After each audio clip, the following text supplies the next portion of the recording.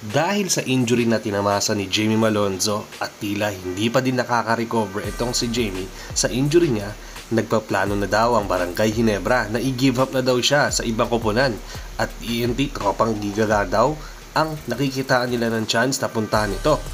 At si Bobby Ray Parks naman, ang target nilang kuwain naman daw ngayon ng Barangay Ginebra. May chance ba na mangyari ito mga ka-sports? Plano daw kasi ito ni Al Francis Chua. Yan ang topic natin sa video na ito mga ka-sports. Sa pagkabigo nga ulit ng Barangay Ginebra sa series para makuha nga ang championship kontra TNT, ay napapaisip pa din daw itong si Al Francis Chua na mag-shuffle ng mga players niya para makakuha nga ulit sila ng kampyonato. Nung una, nag-shuffle na nga siya ng mga big man niya at give up nga itong si Christian Standhardinger papuntang ibang koponan. At kinuha naman itong si Troy Rosario para mapa-add nga dito sa lineup nila. Pero tila hindi pa din effective nga ang ginawa niya dahil natalo pa din nga sila sa ilang taon na hindi nga matalo-talo nila sa finals na sa tulong nga ni RHJ na Tropang Giga. TNT nga yan mga ka-sports at ilang taon na nga silang natatalo dito kapag nag-aarap sila. Kaya sobrang dismayado nga ni Chua dahil sa ginawa naman niya ang lahat daw para sa kailangan ng team niya pero hindi pa din nga sila manalo-nalo dito sa TNT. Kaya naman hindi nga natatapos ang pag-trade dito ng Jeans, lalo ngayong break nga nila. Napapaisip na daw na pwede nga i-trade nga ni Chua dito mga sa mga Barangay Ginebra players niya. At ayon nga sa kuliglig mga ka-sports, nagkausap-usap daw itong kasi si Chua at Ray Parks na kung saan nasa Japan nga ngayon at patapos na nga ang kontrata niya. May usap-usapan din kasi na baka hindi na nga ma-extend ang kontrata niya dito sa Japan B-League dahil may priority na daw sila ngayon at ang mga big man nga daw ang gusto nga raw ngayon ng Japan. At open na daw ang mga Chinese player na maglaro nga sa ibang liga dahil magandang ang offer na makukuha nila dito. Kaya dahil doon, nagkausap na daw ang paningan ni Chua at ni Ray Parks. Sakto nga din daw mga ka-sports dahil gusto na din bumalik sa Pinas nito ni Ray Ray dahil buntis nga ang partner niya ngayon na isang vlogger at gusto niya nga din nasa Pinas na nga siya kapag nanganganak na ito. At makasama niya na nga ito dahil gusto niya na nga bumuo ng sarili niyang pamilya. Masaya nga daw si Ray Parks dahil nagkaka-interest pa din nga dito sa kanya na kupunan dito sa PBA kahit medyo nagkakaedad na nga siya. Lalo na favorite at dream team niya ang pagdaruan dito ang Ginebra at masaya nga siya magdaro dito kung sakasakaling matuloy nga ang pagdaruan niya nga dito at matrade nga siya ng tuluyan. Never say die. Pero yun nga mga ka-sports, ayon nga sa rumors ay nagpaplano daw ang Jeans na i-offer itong si Jamie Malonzo sa TNT para nga kay Ray Parks dahil napapansin nila na parang hindi pa din siya nakaka-recover sa injury niya dati at wala pa din daw nga siya sa kondisyon. Andun pa din daw kasi yung pagkakailang nga nito sa injury niya at limited pa din daw ang laro nito. At habang dahil nga sa TNT pa din ang rights nga nito ni Ray Parks ay kailangan sa kanila pa din nga manggagaling ang trade.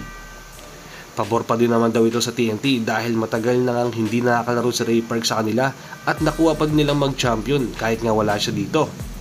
Tapos ito nga makukuha pa nilang si Malonzo kung sakasakali ay magiging big addition sa kanila. Ayaw na din kasi ata magdaro nga ni Ray Parks sa TNT dahil nagkaroon nga ito ng problema sa management dati. Kaya nga napilitan na nga siyang mag-Japan dahil may offer naman siya nakuha nga dati rito.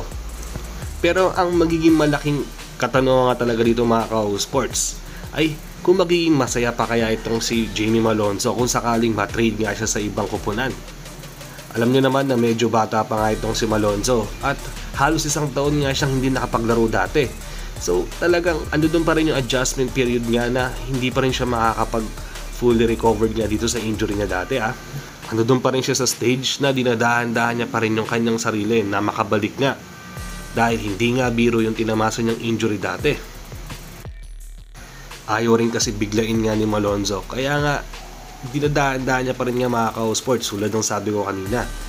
At ready na nga raw siya next season kapag nakabalik na nga siya at sinisigurado niya na 100% fully recovered na nga siya dahil may ilang buwan nga siya para makapagpahinga at i-prepare nga ang kanyang sarili. Pero yun nga mga ka-sports, sana lang nga kung sakasakaling matrade nga si Malonzo sa ibang kupunan sana hindi nga siya matulad dito kay Chris Ellis na masyadong dinamdam yung pagka-trade nga sa ibang kupunan Dahil nakikita ko na napapamahal na nga siya dito sa Ginebra management ngayon. Dahil unang-una, ando doon yung suporta sa kanya ng mga fans. Tapos, marami nga rin siyang mga kaibigan dito. Dahil nandiyan nga si Jeremiah Gray na isa sa mga matatalik niyang kaibigan. Pero yun nga, napapansin din kasi ng Barangay Ginebra at lalong-lalo ni Al Francis Chua na masyadong prone nga ito sa mga injury Kaya naman, ayaw niya na nga itong palagpasin hanggat maaari. At andi dito yung opportunity na makapaglaro na nga ulit itong si Ray Ray Parks. Lalong-lalo na naggusto nga rin daw itong makuha ng Ginebra management. Dahil before pa lang nga ng pandemic ay nagpaparamdam na nga ito sa SMC company. At ando doon nga yung pagiging legit.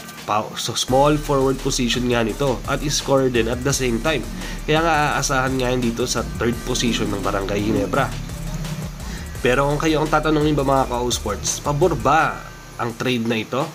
Jamie Malonzo to Ray Ray Parks. Mag-comment lang kayo sa baba. Hanggang dito na lang muna tayo sa video na ito at maraming salamat sa panonood. Bye-bye!